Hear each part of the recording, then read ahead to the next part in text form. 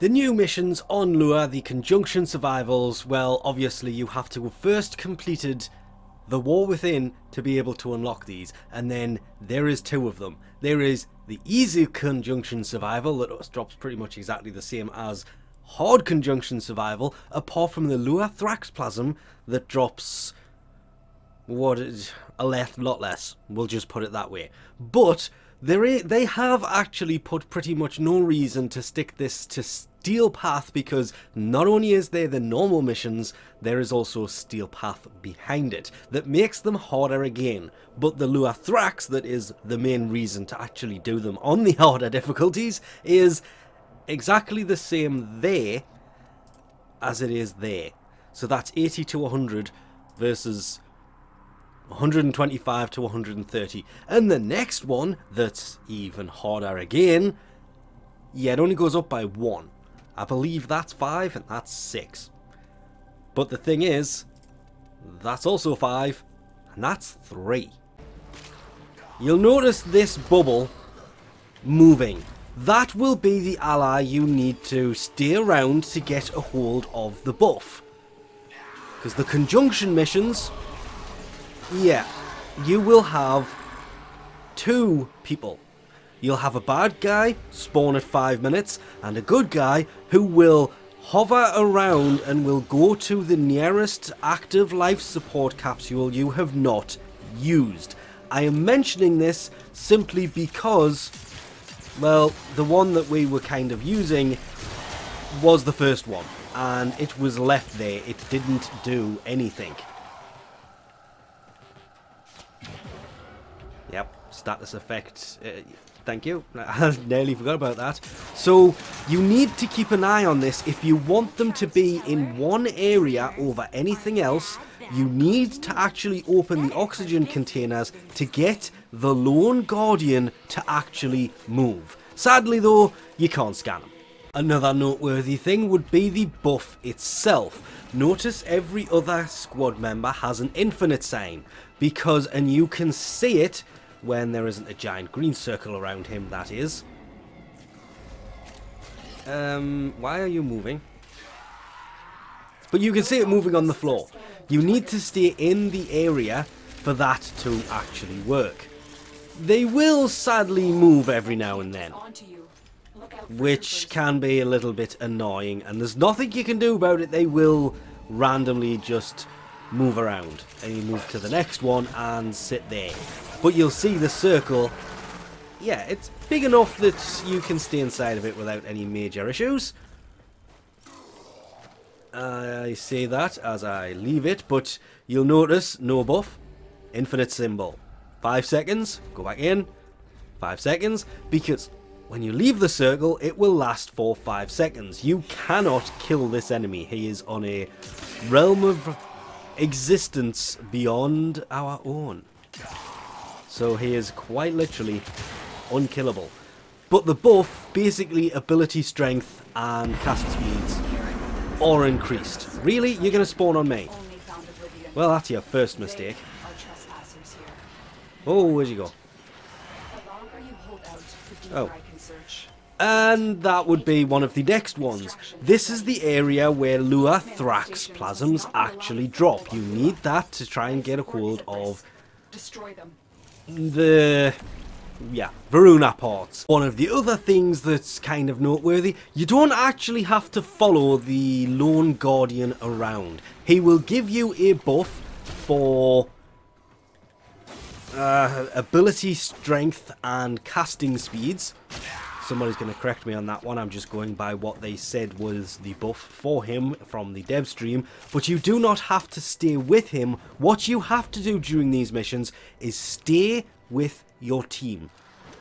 Keep an eye on where they are. Don't run off and leave somebody behind, because when the boss spawns, it looks like it's 1 per player. Which leads us into another important bit of information about these survival missions. Necromechs can be used, but from what they said, they are on timers. So what I want to do is not do that, move the opposite way, infinite, because it has an infinite number. It's only supposed to be around for a certain amount of time, and you can't spawn it for another... That's about right, same as usual. Now I'm going to just leave you there and see if you despawn in a minute or so. It's kind of why I put it up there, because they said it's only going to be around or usable at the 5-minute point to help you take out the enemies. Well, in a minute we will hit that, and that shouldn't be there. This is also noticeable that the player who was using theirs has gone, because it's not around infinitely. It will spawn for a short period of time and then basically get destroyed, and you can't spawn it for a little bit. Really? Also, why'd that ability finish? Right. I need to find an enemy to try something on in a quick second or two. Why? Thank you. You will do. Also, go away. Stand by. That fourth ability goes quickly, and it's still here. That's a surprise. I honestly thought you would be gone by now, but hey, we'll have to give it a second, see what happens. Because there it is, and as I said, it looks like it's about 1 per player. Because you'll notice 1 spawned by me, 1 spawned down here, and 1 over there, and 1 there.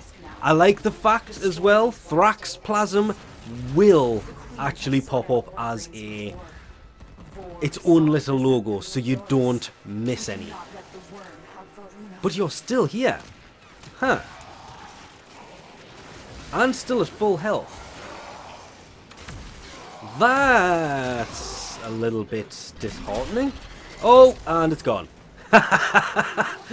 Okay, well, as you can see, the Necromech gets destroyed. It disappears after a moment. It has, after about 1.5 minutes, 2 minutes it's been around, and it cannot be spawned back for another 7 or 8 minutes.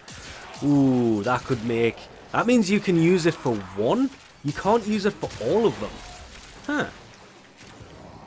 It's just clicked in my head there that obviously with that timer on, you cannot actually use it every 5 minutes. That's strange. And it's not like you get a lot of this stuff from missions. Of course, this was only the first mission. The higher version of this mission is a lot harder. Both of these missions will drop the new items that came in Lua's Prey. That would be Verona. I keep pronouncing that wrong, and I noticed a few people getting annoyed at it. But also her weapons. The Lua Thrax Plasm you gain from doing these, you can of course go to the Chrysalith, meaning you are going to have to have completed the new war, and the Angels of Zaramon as well. Cheat your way, well, fast travel, it is still, it's cheating but it's not cheating, but fast travel your way to Yonta and trade for Lua Thrax Plasm. And you can use this to buy the new Arcanes. To be fair, Blessing looks like it's the best because that max health is very useful. That's what I think I'm going to use mine for, but you can also use it to buy the parts for Verona, the Sarafang, and the Perigale. That would be her signature sniper, her signature axe, the parts you can get here. They also drop during these conjunction survival missions, so while farming for the Lua Thrax Plasm, you can also get the parts. Which basically means having to not come here and buy any of these, because by the time you have enough Lua Thrax Plasm to actually buy these things, you've probably dropped them. I'm saying that having never dropped Verona and only ever dropping 3 of those and 1 of those. But it's still early days. Probably by the time I have tons of that and have that maxed, we'll have more parts, because as fun as these ones look, Arcane Blessing plus 24 max health stacks 50 times. Oh yes, definitely the best of the new ones. But then again, at the same time, there is the whole new Lua room that it looks interesting. But get the parts to build them.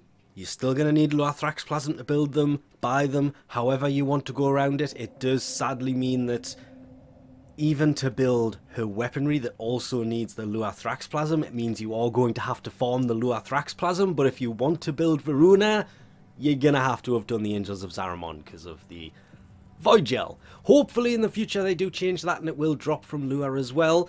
Like her response as I was saying that could not be planned any better, because it needs the voidgel. You get her from Lua, but you can't build her till you do the Angels of Zaramon. That is kind of the biggest downside to the Conjunction survival missions. The weapon you can build because the parts come built. But Varuna, you can't, because her chassis and systems sadly need voidgel to build. You can always build the new optics and then wait from doing the War Within till the Angels of Zaramon to be able to get the rest of the components to build her, even after farming them. So buying them is a waste of time, but you can always buy these, but at the same time, kind of a mute point, because you can't get to her until you have completed the Angels of Zaramon anyway. So you can basically get all of the parts before you can even get to her. And with that, we'll leave this off here. Thanks for watching, and I'll catch you next time.